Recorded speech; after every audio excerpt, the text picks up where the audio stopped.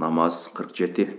Abdullah bin Amr bin As радиаллаху анхудан риваят. Пайғамбар саллаллаху алейхи вассалам: балдарыңар 7 жашқа шыққанда намаз оқуға бұйырғыла. 10 жашқа келгенде оқыбаса ұрғыла. 10 жашында балдарыңарды чоғу жатқырбай, төшектерін башқа салыла. Абдулла бин Амр бин Ас радиаллаху анхудан риваят. Пайғамбар саллаллаху алейхи вассалам: балдарыңар 7 жашқа шыққанда намаз оқуға бұйырғыла. 10 жашқа келгенде оқыбаса ұрғыла.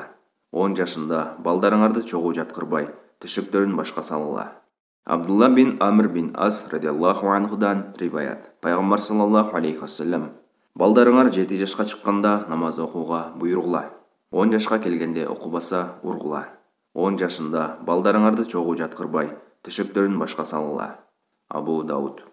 Түшіндірмесі: денсаулықтарына зиян болбогондой, ақырын ғана этияттық менен ұруу керек.